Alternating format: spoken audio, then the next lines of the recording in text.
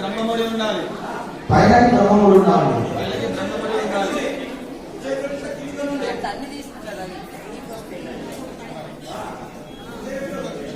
చక్కగా సూర్య భగవానికి అక్కడి నుంచే నమస్కారం చేస్తున్నాడు. ఆ యజ్ఞోపేతాన్ని సూర్య భగవానికి చేస్తూ చెప్పండి.